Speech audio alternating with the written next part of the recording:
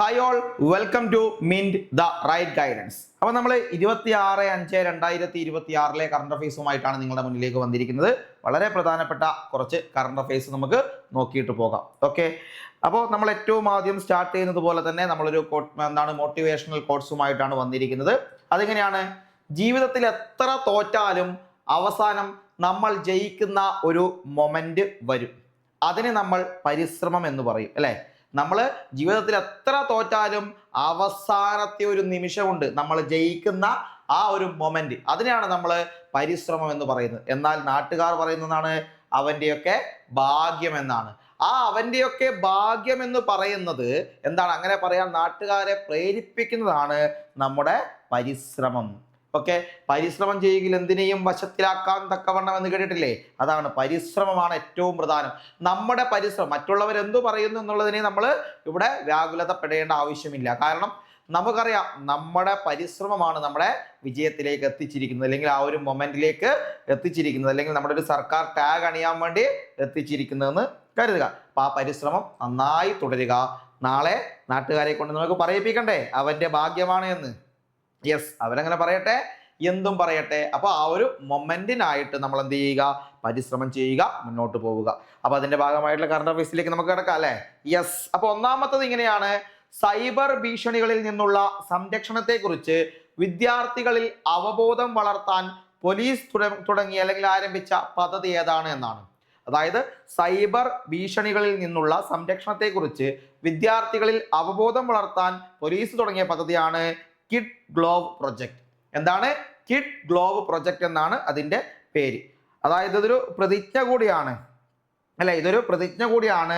അതായത് എല്ലാ പൊതുവിദ്യാലയങ്ങളിലും പ്രവേശനോത്സവ ചടങ്ങിലോ സ്കൂൾ അസംബ്ലിയിലോ ഒരു പ്രതിജ്ഞ എടുക്കാൻ വേണ്ടിയിട്ടാണ്. അതായത് ഇന്റർനെറ്റ് സുരക്ഷിതമായും ശരിയായ രീതിയിലും ഉപയോഗിക്കുമെന്ന് ഞാൻ പ്രതിജ്ഞ ചെയ്യുന്നു. എൻ്റെ പാസ്വേഡുകളും OTPകളും വ്യക്തിഗത വിവരങ്ങളും മറ്റാരുമായി പങ്കുവെക്കാതെ സൂക്ഷിക്കും. ഓൺലൈനിൽ വരുന്ന ലിങ്കുകൾ, സന്ദേശങ്ങൾ, ഫയലുകൾ എന്നിവ തുറക്കുന്നതിനും പങ്കുവെക്കുന്നതിനും മുമ്പ് ഞാൻ ശ്രദ്ധയോടെ ചിന്തിക്കും തുടങ്ങിയുള്ളതാണ് ഈ ഒരു പ്രതിജ്ഞ.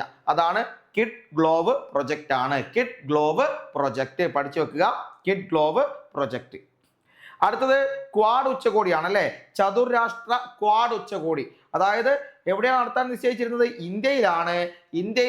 2026 ക്വാഡ് ഉച്ചകോടി നടത്താൻ വേണ്ടി തീരുമാനിച്ചിരിക്കുന്നത്. എന്നാൽ അതെന്താണ്? ഇപ്പോൾ ഉപേക്ഷിക്കാൻ തീരുമാനിച്ചിരിക്കുകയാണ്. അതായത് ഇന്ത്യ US ബന്ധത്തിലെ പ്രതിസന്ധികളും വിവിധ രാജ്യങ്ങളിലെ ആഭ്യന്തര വിഷയങ്ങളും എല്ലാം കാരണമാണ് മാറ്റിവെച്ചിരിക്കുന്നതെന്ന് മനസ്സിലാക്കുക. കഴിഞ്ഞ വർഷം നടക്കേണ്ട സമ്മേളനം അങ്ങനെയാണ് മാറ്റിവെച്ചത്. ഈ വർഷം ആദ്യ പകുതിയിൽ സമ്മേളനം നടത്താനുള്ള സാധ്യത ആണ് തേടിയെങ്കിലും അത് വളരെ കുറവാണെന്നാണ് വിദേശകാര്യ മന്ത്രാലയവുമായി ബന്ധപ്പെട്ട ആളുകൾ പറയുന്നത്. ഓക്കെ, അപ്പോൾ നടത്താനിരുന്നത് ഇന്ത്യയിലാണ്. മറ്റൊന്ന് ഇതാ, സംസ്ഥാനത്തെ ഏറ്റവും പ്രായം കുറഞ്ഞ അവയവദാതാവാണ് ആലിൻ ഷെറിൻ എബ്രഹാം, അല്ലെ? സംസ്ഥാനത്തെ ഏറ്റവും പ്രായം കുറഞ്ഞ അവയവദാതാവാണ് ആലിൻ ഷെറിൻ എബ്രഹാം എന്ന് പറയുന്നത്. ഇപ്പൊ ഇതാ നമ്മുടെ ആലിൻ ഷെറിൻ എബ്രഹാമിന്റെ പേരിൽ ഒരു നോട്ട് ബുക്ക് ഇറക്കാൻ തീരുമാനിച്ചിരിക്കുകയാണ്. ആര്? നമ്മുടെ സപ്ലൈകോ ആണ്. പഠിച്ചു നോക്കുക, സപ്ലൈകോ ആണ്. അത് സപ്ലൈകോ ആണ് ആലിൻ എന്ന ബ്രാൻഡിൽ സപ്ലൈകോ ഔദ്യോഗിക നോട്ട് ബുക്കുകൾ ഇറക്കുന്നത്. അപ്പൊ ഇതിന്റെ കൂടെ പഠിക്കുക, ആരാണ് നിലവിലെ കേരള ഭക്ഷ്യ പൊതുവിതരണ വകുപ്പ് മന്ത്രി? അത് അനൂപ് ജേക്കബ് ആണ്. പഠിച്ചു വെക്കുക, കേരളത്തിലെ നിലവിലെ ഭക്ഷ്യ പൊതുവിതരണ വകുപ്പ് മന്ത്രി ആരാണ് എന്ന് ചോദിച്ചാൽ അത് അനൂപ് ജേക്കബ് ആണ്. പഠിച്ചു വെക്കണേ, അനൂപ് ജേക്കബ് ആണ്. അനൂപ് ജേക്കബ് പഠിച്ചു വെക്കുക. യെസ്. അടുത്തതിലേക്ക് വരുന്നത്, നമുക്കറിയാം ഇന്ത്യയിൽ തന്നെ ആദ്യമായിട്ട് ഒരു വകുപ്പ് രൂപീകരിക്കുകയാണ് കേരളത്തിൽ. അതിന്റെ പേരാണ് വയോജന വകുപ്പ്. ഇന്ത്യയിൽ തന്നെ ആദ്യമായിട്ടാണ് ഒരു വയോജന വകുപ്പ് രൂപീകരിക്കാൻ വേണ്ടി പോകുന്നത്. ജപ്പാനെ മാതൃകയാക്കിയിട്ടാണ് ഈ ഒരു വകുപ്പ് രൂപീകരണം എന്നൊക്കെയാണ് നമ്മുടെ കേരള മുഖ്യമന്ത്രി VD സതീശൻ പറഞ്ഞിരിക്കുന്നത്. അപ്പൊ അങ്ങനെ രൂപീകരിക്കുന്ന വയോജന വകുപ്പിന്റെ ആദ്യ മന്ത്രിയായി നിയമിതനാകാൻ പോകുന്നത് നിയമിതനായിട്ടുള്ള സൂചന പ്രകാരം CP ജോൺ ആണ്. നിലവിലെ ഗതാഗത മന്ത്രിയായ CP ജോൺ ആയിരിക്കും വയോജന വകുപ്പ് കൂടി കൈകാര്യം ചെയ്യുക എന്നതാണ് അറിയാൻ വേണ്ടി സാധിക്കുന്നത്. ഓക്കെ, അതായത് നമ്മുടെ സാമൂഹ്യനീതി വകുപ്പിന് കീഴിൽ നിന്ന് പുതുതായി രൂപീകരിച്ചിട്ടാണ് വയോജന വകുപ്പ് വരാൻ വേണ്ടി പോകുന്നതെന്നൊക്കെ പറയുന്നു. ഓക്കെ, CP ജോൺ ആയിരിക്കും ഈ ഒരു വകുപ്പ് കൈകാര്യം ചെയ്യുക എന്നാണ് അറിയാൻ വേണ്ടി പോകുന്നത്. പഠിച്ചു വെക്കണേ. അടുത്തത്, UN-ന്റെ food and agricultural organisation director general Q ഡോങ്ക്യുവിന് നൽകിയ സമ്മാനങ്ങളിൽ ഉൾപ്പെട്ട കേരള വിഭവം ഏതാണ്? അതായത് വിദേശ പര്യടനത്തിനിടെ മോദി ലോക നേതാക്കൾക്ക് നൽകിയത് അമൂല്യമായ സംഭാവനകളാണ് അല്ലെങ്കിൽ സമ്മാനങ്ങളാണ്. അതിൽ നമ്മുടെ FAO നമ്മൾ ഇന്നലെ പറഞ്ഞിട്ടുണ്ടല്ലേ, അഗ്രിക്കോള മെഡലുമായി ബന്ധപ്പെട്ട് അവിടെ ഡയറക്ടർ ജനറൽ ക്യു ഡോങ്ക്യുവിന് നൽകിയ സമ്മാനങ്ങളിൽ ഉൾപ്പെട്ട കേരള വിഭവമാണ് പാലക്കാടൻ ചുവന്ന മട്ട അരി. പാലക്കാടൻ ചുവന്ന മട്ട അരി എന്ന് പറയുന്നത്. ഓക്കെ, മറ്റൊന്ന് ഇതാ വളരെ പ്രധാനപ്പെട്ട, മനുഷ്യനെ ചന്ദ്രനിലെത്തിക്കുന്നതിനുള്ള ലക്ഷ്യത്തിലേക്ക് മുന്നേറുന്നതിന് മുന്നേ 3 ബഹിരാകാശ യാത്രികരുമായി ഷെൻഷൗ 23 പേടകം വിജയകരമായി വിക്ഷേപിച്ച രാജ്യമാണ് ചൈന. ഓക്കെ, ചൈന ബഹിരാകാശത്തിലേക്ക് നിലയത്തിലേക്ക് പറന്നുയരുകയാണ്. 3 മനുഷ്യരെയും വഹിച്ചാണ്. അതായത് മനുഷ്യനെ ചന്ദ്രനിലെത്തിക്കുന്നതിനുള്ള ലക്ഷ്യത്തിലേക്ക് മുന്നേറുന്നതിന് മുന്നേ 3 ബഹിരാകാശ യാത്രികരുമായി ഷെൻഷൗ 23 പേടകം വിജയകരമായി വിക്ഷേപിച്ചു. അത് ചൈനയാണ്. അപ്പൊ ഷെൻഷൗ 23 എന്ന് പറയുന്നത് ചൈന വിക്ഷേപിച്ച ബഹിരാകാശ പേടകമാണ്. ഓക്കെ, ചൈന വിക്ഷേപിച്ച പേടകമാണ് എന്ന് മനസ്സിലാക്കുക. ഓക്കെ, വടക്ക് പടിഞ്ഞാറൻ ചൈനയിലെ ജിയുക്യാൻ ഉപഗ്രഹ വിക്ഷേപണ കേന്ദ്രത്തിലാണ് ലോങ് മാർച്ച് 2F എന്ന റോക്കറ്റിൽ പേടകം ഭ്രമണപഥത്തിലേക്ക് ഉയർന്നു. ഏതാണ് ലോങ് മാർച്ച് 2F എന്ന റോക്കറ്റിലാണ്. ഓക്കെ, 3 അംഗ സംഘത്തിൽ മുൻ ദൗത്യ പരിചയമുള്ള ഷൂ യാങ് ഷൂവും ആദ്യമായി ബഹിരാകാശത്തേക്കുന്ന 2 യാത്രികരുമുണ്ട്. ഇവരിൽ ഒരാൾ 1 വർഷം മുഴുവൻ ഭ്രമണപഥത്തിൽ തുടരാനാണ് പദ്ധതി. ചൈനയുടെ മനുഷ്യ ബഹിരാകാശ ദൗത്യങ്ങളിൽ ഇതാദ്യമായാണ് ഒരാൾ ഇത്രയും ദൈർഘ്യമേറിയ കാലത്തേക്ക് ബഹിരാകാശത്ത് തുടരാൻ നിയോഗിക്കുന്നതെന്ന് കൂടെ മനസ്സിലാക്കുക. ഓക്കെ, നെക്സ്റ്റ്, കേരളത്തിന്റെ പുതിയ അഡീഷണൽ അഡ്വക്കേറ്റ് ജനറലായി നിയമിതനായിരിക്കുന്നത് അഡ്വക്കേറ്റ് KC വിൻസെന്റ് ആണ്. കേരളത്തിന്റെ പുതിയ AAG ആണ്. അഡീഷണൽ അഡ്വക്കേറ്റ് ജനറൽ ആയിട്ട് അഡ്വക്കേറ്റ് KC വിൻസെന്റ് ആണ് നിയമിതനായി ഇരിക്കുന്നതെന്ന് മനസ്സിലാക്കുക. അതുപോലെ തന്നെ director general of prosecution T Asif അലിയെ ലോകായുക്തയുടെ സ്പെഷ്യൽ അറ്റോർണിയായും കേരള സ്റ്റേറ്റ് പബ്ലിക് പ്രോസിക്യൂട്ടറായും നിയമിച്ചു. നിലവിലുള്ള ചുമതലകൾക്ക് പുറമെയാണ് എന്നുകൂടെ ഇവിടെ പഠിച്ചു വെക്കുക. മറ്റൊന്ന്, ഇതാ മൂന്നാമതൊരു നമ്മുടെ ഏക സിവിൽ കോഡ് വരാൻ വേണ്ടി പോവാണ്. അതിന്റെ ഭാഗമായി നിയമസഭയിൽ ബില്ല് അവതരിപ്പിച്ചിട്ടുണ്ട്. അതായത് ബഹുഭാര്യത്തെ നിരോധിക്കാനും ലിവ് ഇൻ ബന്ധങ്ങളിൽ രജിസ്ട്രേഷൻ നിർബന്ധമാക്കാനും ഉൾപ്പെടെ വ്യവസ്ഥകളോടെ ഏക സിവിൽ കോഡ് നടപ്പാക്കുന്നതിന്റെ ഭാഗമായി നിയമസഭയിൽ ബില്ല് അവതരിപ്പിച്ച സംസ്ഥാനമാണ് ആസാം. അസാമിലാണ് ഹിമന്ത ബിശ്വ ശർമ്മയാണ് അവിടുത്തെ മുഖ്യമന്ത്രി. അപ്പൊ ആസാമിലാണ് എന്ന് മനസ്സിലാക്കുക. ഓക്കെ, മറ്റൊന്ന്, ഇതാ കനേഡിയൻ ഗ്രാൻഡ് പ്രിയിൽ ജേതാവായ മെഴ്സിഡസിന്റെ ഇറ്റാലിയൻ യുവ ഡ്രൈവർ ആരാണ്?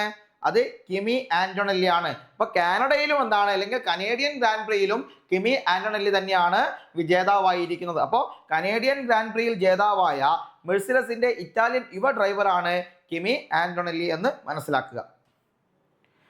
മറ്റൊന്ന്, ഇന്നലെ വന്ന ഏറ്റവും സുപ്രധാനമായ വാർത്തകളിൽ ഒന്നാണ് മധുവിനെ, അതായത് അട്ടപ്പാടി ചിണ്ടക്കിയൂരിലെ ആദിവാസി യുവാവായ മധുവിനെ ആൾക്കൂട്ട ആക്രമണത്തിലൂടെ കൊലപ്പെടുത്തിയിരുന്നു. അപ്പൊ അതിന്റെ ശിക്ഷയാണ് ഇന്നലെ ഹൈക്കോടതി വിധിച്ചത്.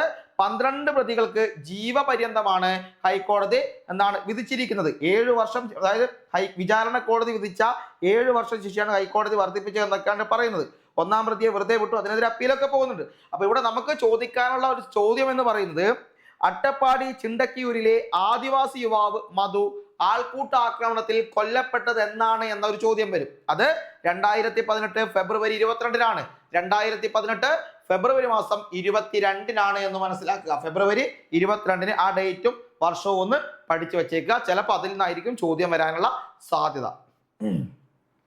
മറ്റൊന്ന്, സംസ്ഥാനത്തെ ആദ്യത്തെ സ്വകാര്യ മെഡിക്കൽ മ്യൂസിയം ആരംഭിച്ചത് എവിടെ? സംസ്ഥാനത്തെ ആദ്യത്തെ സ്വകാര്യ മെഡിക്കൽ മ്യൂസിയമാണ്. അത് ഉള്ളൂരിലാണ്. തിരുവനന്തപുരത്തെ ഉള്ളൂരിലാണ് സംസ്ഥാനത്തെ ആദ്യത്തെ സ്വകാര്യ മെഡിക്കൽ മ്യൂസിയം ആരംഭിച്ചിരിക്കുന്നത്.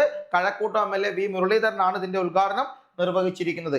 ഓക്കെ, സംസ്ഥാനത്തെ ആദ്യത്തെ സ്വകാര്യ മെഡിക്കൽ മ്യൂസിയമാണ് ഉള്ളൂരിൽ തുറന്ന് പ്രവർത്തനം ആരംഭിച്ചിരിക്കുന്നതെന്ന് മനസ്സിലാക്കുക.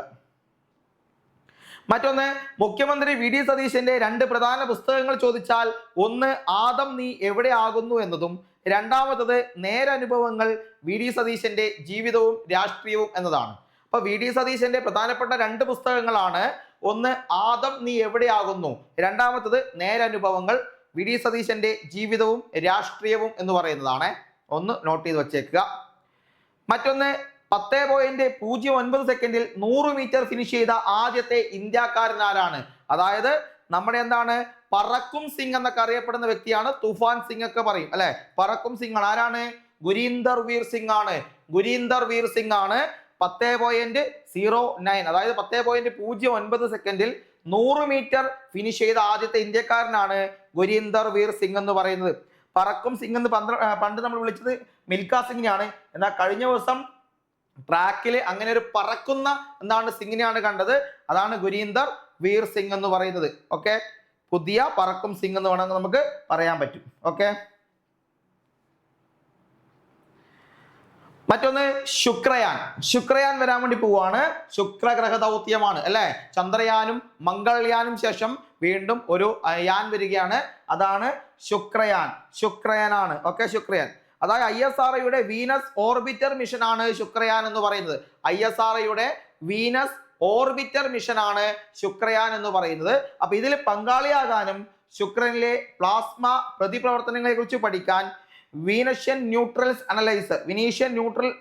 അനലൈസർ എന്ന ഉപകരണം പരീക്ഷിക്കാൻ തീരുമാനിച്ച രാജ്യമാണ് സ്വീഡൻ. അതായത് സ്വീഡൻ കൂടി ശുക്രയാനിൽ പങ്കാളിയാകാൻ തീരുമാനിച്ചിരിക്കുന്നു. അപ്പൊ ശുക്രയാനിൽ പങ്കാളികളാകുന്ന രാജ്യമാണ് ആര്? ഇന്ത്യയും സ്വീഡനുമാണ്.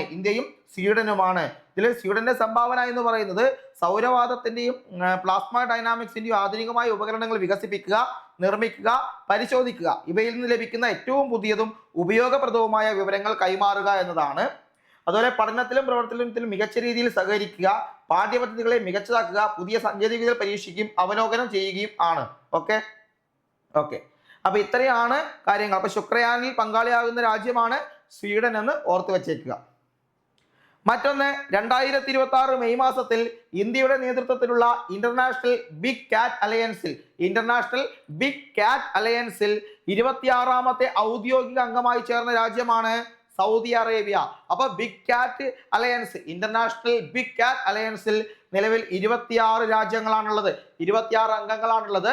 അതിലേറ്റവും 26ാമത്തെ രാജ്യമാണ് സൗദി അറേബ്യ. 2026 മെയ് 22 അംഗരാജ്യമായി ജോയിൻ ചെയ്തത്. അതായത് ഈ ഇന്റർനാഷണൽ ബിഗ് കാറ്റ് അലയൻസ് എന്ന് പറഞ്ഞത് 7 പ്രധാനപ്പെട്ട ബിഗ് കാറ്റുകൾ ഉള്ളതാണ്. അതിൽ കടുവ, സിംഹം, പുള്ളിപ്പുലി, ഹിമപ്പുലി, ചീറ്റ, ജാഗ്വാർ, പ്യുമ എന്നിങ്ങനെയാണ് ഉള്ളത്. ഓക്കെ, 26 അംഗരാജ്യങ്ങളാണ്. 5 നിരീക്ഷക രാജ്യങ്ങളുമുണ്ട്. ഓക്കെ, 5 നിരീക്ഷക രാജ്യങ്ങളുണ്ട്. 2023 പ്രധാനമന്ത്രി നരേന്ദ്രമോദി ആരംഭിച്ച ഇന്ത്യയുടെ നേതൃത്വത്തിലുള്ള ആഗോള സംരംഭമാണ് ഇന്റർനാഷണൽ ബിഗ് കാറ്റ് അലയൻസ് എന്ന് പറയുന്നത്. ഓക്കെ, 2024 യൂണിയൻ ക്യാബിനറ്റ് ഇതിന് അംഗീകാരം കൊടുത്തിരിക്കുന്നത്. ഓക്കെ, ഇന്ത്യയാണ് ഇതിന്റെ ഹെഡ്ക്വാർട്ടേഴ്സ്, ഇന്ത്യയിൽ തന്നെയാണ് എന്ന് മനസ്സിലാക്കുക. Okay, yes. ഓക്കെ, അപ്പൊ ഇത്രയുമാണ് ഇന്നത്തെ കറണ്ട് അഫയേഴ്സുമായി ബന്ധപ്പെട്ട് പ്രധാനമായും നിങ്ങൾക്ക് പഠിക്കാനുള്ളത്. കൃത്യമായി പഠിക്കുക. ഓക്കെ, അപ്പോൾ നല്ല രീതിയിൽ തന്നെ മുന്നോട്ട് പോവുക. എല്ലാവർക്കും ഓൾ ദി ബെസ്റ്റ്. നന്നായി പഠിക്കുക. പരീക്ഷകളൊക്കെ ഇഷ്ടംപോലെ വരാൻ വേണ്ടി പോവുകയാണ്. ഓക്കെ, അപ്പോൾ മറ്റൊരു നല്ല വീഡിയോയുമായി നമുക്ക് വീണ്ടും കാണാം. Okay, thank